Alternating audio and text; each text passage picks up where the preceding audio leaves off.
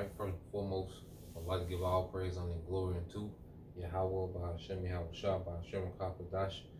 Double honor to the apostles and the elders of GMS who rule well, teach well, being great examples to his younger brothers.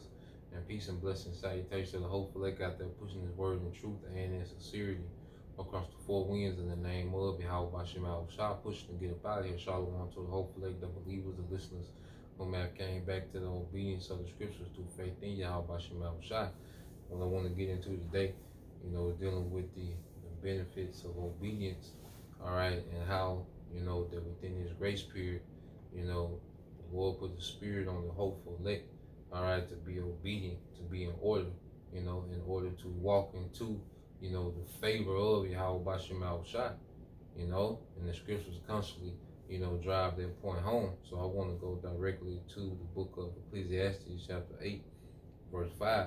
It said, whoso keepeth the commandment shall feel no evil thing, and the wise man's heart discerning both time and judgment. Yeah, so one thing about it, we know we can't keep the law perfect. Jake, you got men that'll take that and try to beat you over the head with the law. Well, one of the laws, all right, Yahweh Shai, he said you can hang all the law on two things: loving Yahweh Bashem Al Shai with all your heart, mind, and soul, and what that prevents us from going after other gods.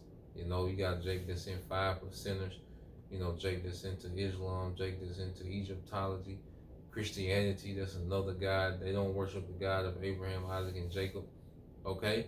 So loving Yahweh Bashem Al Shai with all our heart, mind, and soul, that keeps us from what, man? That spiritual fornication. Okay? Because idolatry leads to lifestyles that causes iniquity. They cause you to be a perpetual offender against the law. Okay?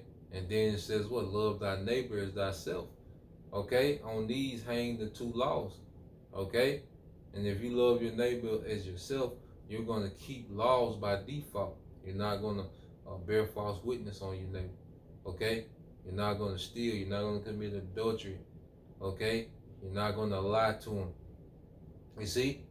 So by those two things, we keep the commandments that we can keep, within this captivity, because it's, impossible to be perfect. But going by those two commandments that Yahweh Shai laid down, all right, the Lord is going to honor that, man. Okay? And then you read the latter end of it, it says, and a wise man's heart discerning both time and judgment. Yeah, like knowing the times we in.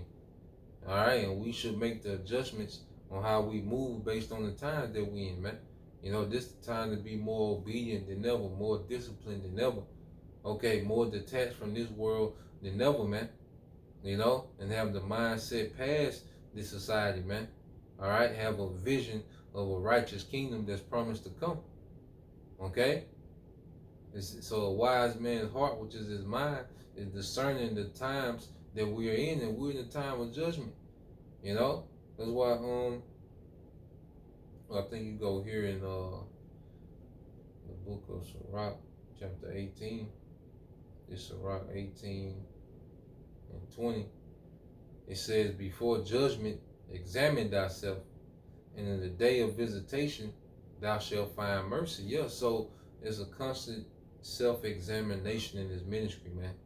Like, we got to really reassess, okay, do we really believe? How's my conduct? How's my behavior? How am I reacting? Am I in the spirit? Am I being carnal? Am I in the flesh? Am I being selfish? Am I being charitable? Am I offending brothers? Am I offensive? How I'm moving? You see, this is the time we in where we really got to have heavy self-examination, man, in these times. Okay? Because we want to be preserved from what's to come. A lot of this BS that Jake caught up into don't matter, man. The only thing that's finna matter is whom the Lord is gonna have mercy on in these times, man. That's finna be the only thing that's gonna matter in the earth. All right, let's get that. Since we're here, and that's Sirach 33. All right, it's the book of Sirach, chapter 33, verse 1. It says, there shall no evil happen unto him that feareth the Lord, but in temptation even again he will deliver him. Okay? So the Lord is going to keep us away from these evils, man. We're going to be tried, we're going to be tested, we're going to be uncomfortable. But see, these people are going to be victims of the evils that happen in the earth. The Lord's going to allow them to be maimed and torn to pieces, man. Okay? Starving to death, man. That's what's to come to these people. The evils that the Lord is finna bring, and He's going to allow it to just destroy these people, man. Okay? And I say we're going to be put in a position of uncomfort and difficulty. Okay? Position with the straight gate. Well, see, favor is going to kick in on behalf of the elect, man. Okay? So let's go here. Let's get this in the book of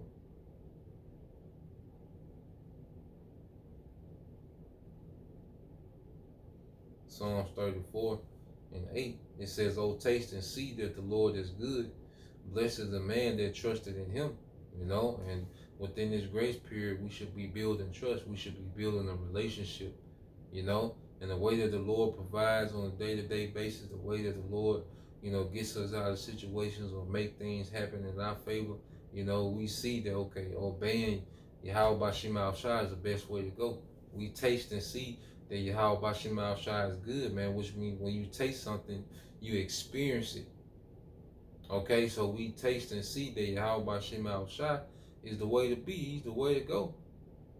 You know, there's nothing like being in favor with Yahweh Bashim Shai. You can feel it, and then when the Lord show you, there's no other feeling, you know, that surpasses that, man, or can even match that, man.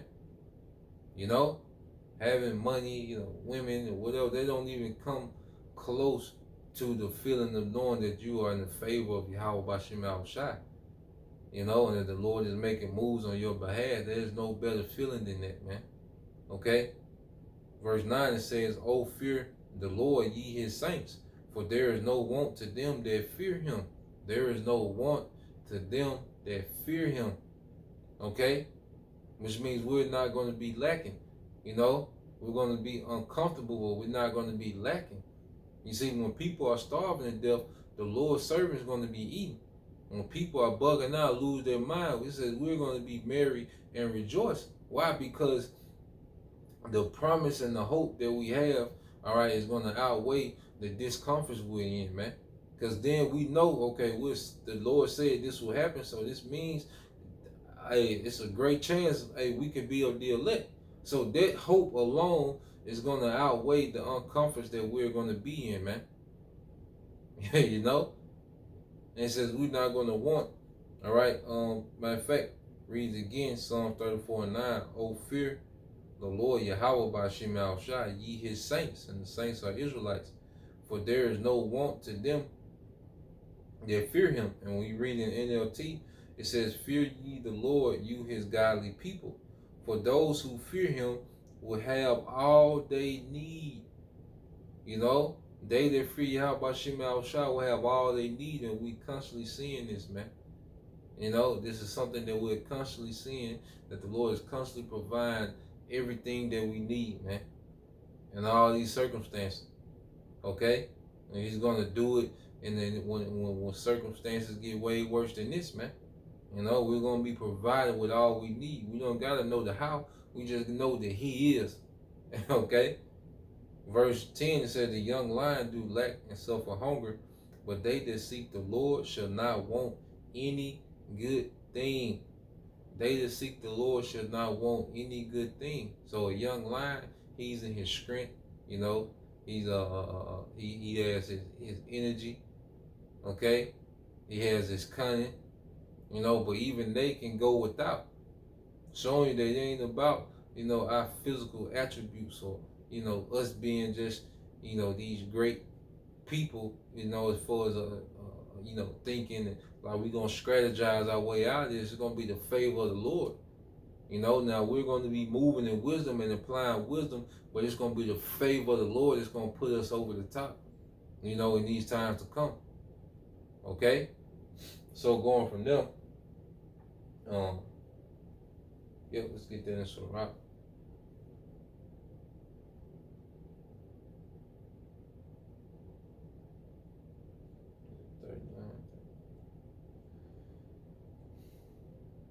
And this the book of Sirach, chapter 39, verse 33 says, all the works of the Lord are good, and he will give every needful thing in due season. And you see, so in due season, the Lord is going to add to us whatever we need. In the time of famine, he's going to add, victuals unto us, man. Food, water. Okay?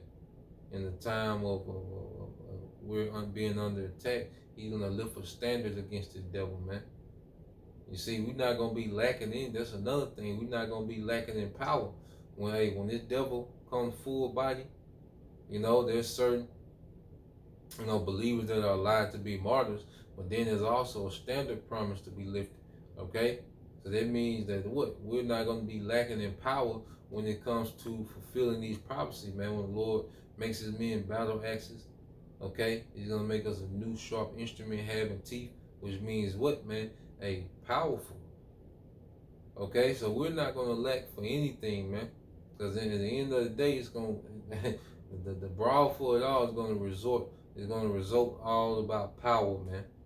And even in that category, we're not going to be lacking, by being in the obedience and the faith of Yahweh Shema Shai. Okay? So, let's go here.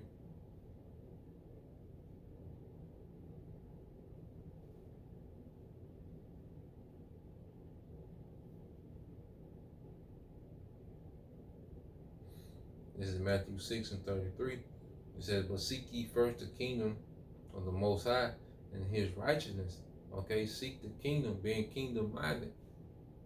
You see, what is the kingdom? A king's domain. Having a mindset of thirsting for a righteous rulership, man. Thinking of a kingdom. See, we not, what Yahushua said, we are not of this world. Okay? This Western society, we're the house of David. We're not of this world, man. We're thinking of a kingdom now. Okay? That's what we seek. We seek a kingdom. We're seeking rulership, man. Okay? And his righteousness and that order, that righteous order. Doing the right thing. We're always learning how to, how to behave, okay, within this ministry. We're learning how we should behave, through experience, through reading, through being edified. We're learning how we should behave, that's seeking the righteousness, man. And it says, in all things shall be added unto you. So the Lord going to add, all right, things unto us, man. The Lord is going to add every needful thing in due season, man. But it comes from what? Seeking the kingdom and his righteousness first. Okay? Trusting, believing, moving in that fear. You see? So that's the point. I just wanted to bring that out, Lord will you, brothers. And if you sisters edified to the next time I say shalom.